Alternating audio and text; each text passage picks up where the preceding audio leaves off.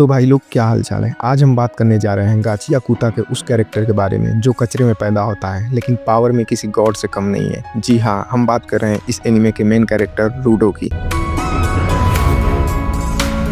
देखो, रूडो कोई आम लड़का नहीं है। वो एक ऐसी दुनिया में पैदा हुआ है जहाँ अमीर लोग हर चीज़ बेकार समझकर फेंक देते हैं, फिर चाहे वो टूटी डॉल हो या इंसान।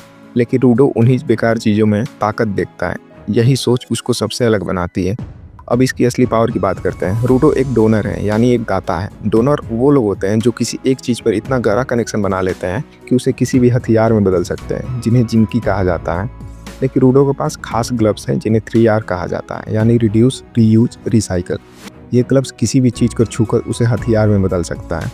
अब जरा सोचो, एक पेंट ब्रश को स्पाइकी ट्रैप में, एक कीबोर्ड को तोप में और एक कील गन को लॉन्चर में।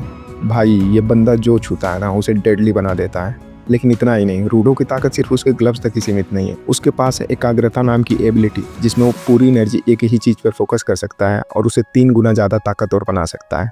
अब जरा सोचो, इसने एक आम हथियार से पूरे के पूरे एक मॉन्स्टर को उड़ा दिया था। और जो सबसे पागलपन वाली बात है वो ये है कि रूडो सिर्फ एक खुद डोनर नहीं है, बल्कि वो दूसरों को भी डोनर बना सकता है।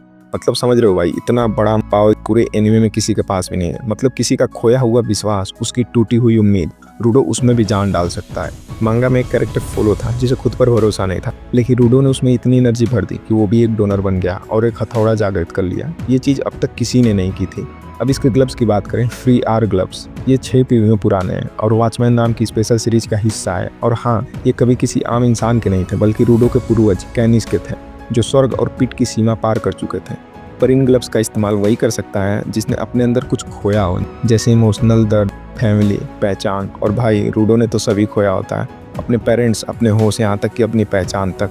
यही वजह है कि जब सब उसे कचरा समझते हैं तो वो उस कचरे में भी इंसानियत ढूंढ लेता है और वहीं से उसकी असली ताकत आती है। तो अगर आप सोचते हो कि बस मार धाड़ और एक्शन ही ताकत है, तो रूडो आपको गलत साबित कर देगा। उसकी ताकत है वैल्यू देखना, उन चीज़ों में भी जो दुनिया फेंक चुकी है। तो दोस्तों, ये थी रूडो की असली पावर, जो कि मैंने ऊपर से कवर करी है।